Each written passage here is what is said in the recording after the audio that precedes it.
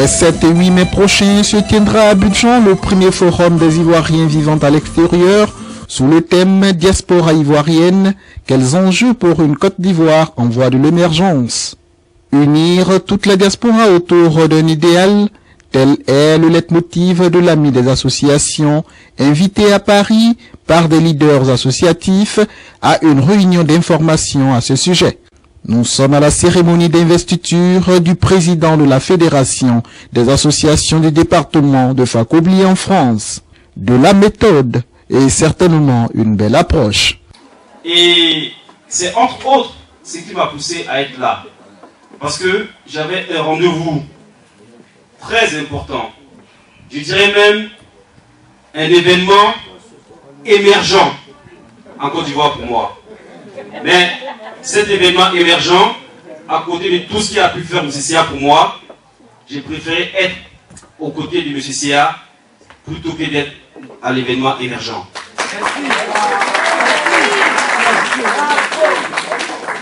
Ce rendez-vous qui entend booster le développement de la région des Oué en Côte d'Ivoire a été une aubaine pour inviter la communauté Oué au premier forum de la diaspora qu'organise le gouvernement ivoirien à travers son ministère de l'intégration africaine et des Ivoiriens de l'extérieur.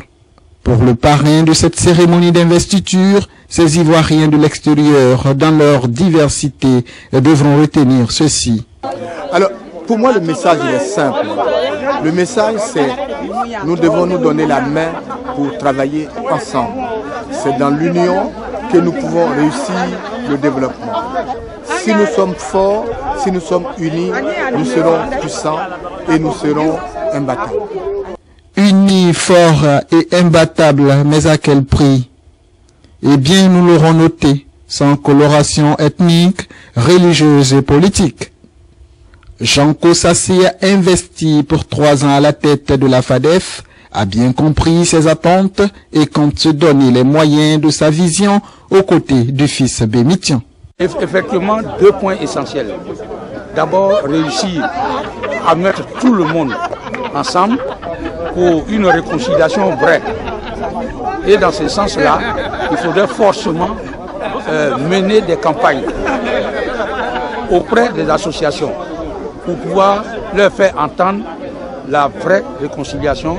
Le deuxième point, il faudrait forcément que les associations se constituent. Notre premier travail, c'est d'abord le recensement de toutes les associations et ensuite maintenant de tous les Ivoiriens, surtout de notre département ici en France.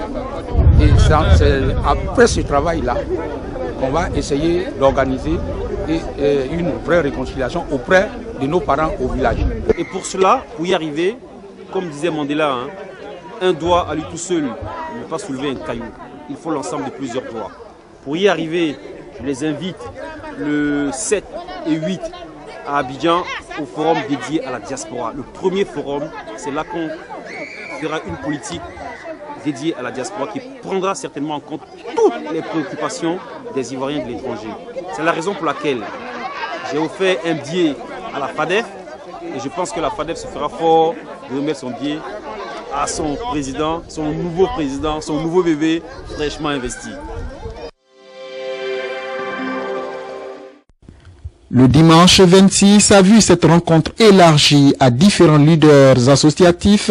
Objectif, les instruire sur l'importance de ce rendez-vous capital, où il sera question à l'issue de ce forum de la mise en place d'un haut conseil de la diaspora, le désormais interlocuteur crédible entre l'État et celle-ci. Visiblement ému par cette présence massive, l'Ami des associations qui avait prévu 15 billets destinés aux associations a tout de suite augmenté le nombre à plus d'une vingtaine. Ousmane Touré et l'association Ivoire Espoir n'ont pas voulu se faire compter une telle aventure. Ils ont soutenu financièrement cet élan. Les réactions aux sorties de cette rencontre nous livrent les espérances des uns et des autres. Nos propositions, nos souhaits, nos attentes dans l'institutionnalisation des rapports entre l'État et ses représentations à l'extérieur, les organisations diasporiques. Il faut institutionnaliser ces rapports-là, de telle sorte que dans cet effort d'institutionnalisation, on puisse prendre à la fois les possibilités d'aide au développement, donc la contribution de la diaspora à l'émergence et donc au développement de la Côte d'Ivoire, et aussi pour d'autres préoccupations, dont la double nationalité, il faut régler les problèmes de citoyenneté, il faut régler certains problèmes afférents aux dons d'associations, ainsi de suite. Les propositions sont nombreuses, même au niveau universitaire, au niveau des étudiants.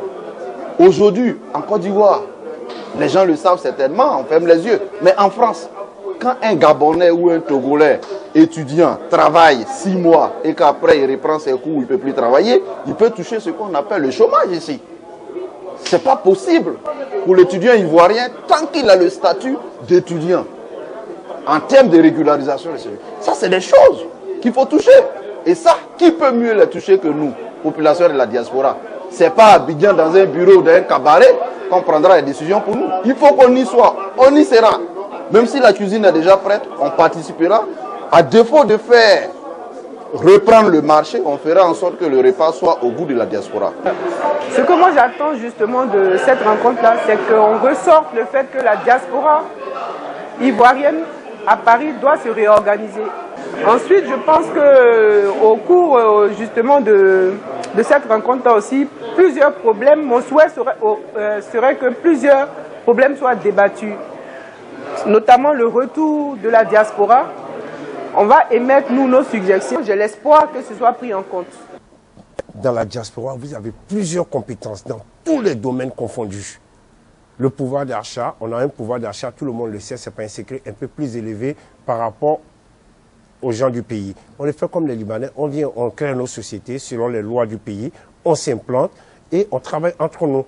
C'est aussi celle où on fait tourner notre économie. L'économie, on en a. On le fait tourner entre nous. Qui mieux que la diaspora peut servir la diaspora? Vous créez des ministères pour la diaspora, vous créez tout ce que vous voulez pour la diaspora, c'est bien beau, mais ce serait quand même plus judicieux de prendre des gens de la diaspora pour gérer ces structures.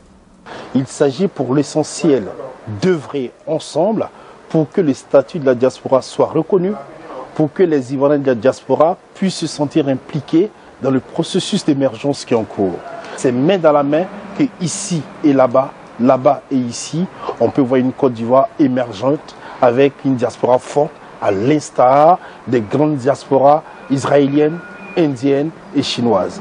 En tout cas, c'est tout le vœu que je voudrais formuler, que ce forum de la diaspora puisse être à la hauteur de nos espérances réciproques, des Ivoiriens hors du pays bien écoutés et des gouvernants qui sachent que les Ivoiriens de la diaspora représentent des compétences incontournables. Des compétences incontournables, une diaspora forte à l'instar des diasporas israéliennes, indiennes et chinoises. Cela pourrait être possible et l'émergence annoncée aura certainement ses rallures quand l'Ivoirien de l'extérieur ne sera pas qu'employé dans des entreprises chinoises, indiennes et israéliennes, mais aussi employeur.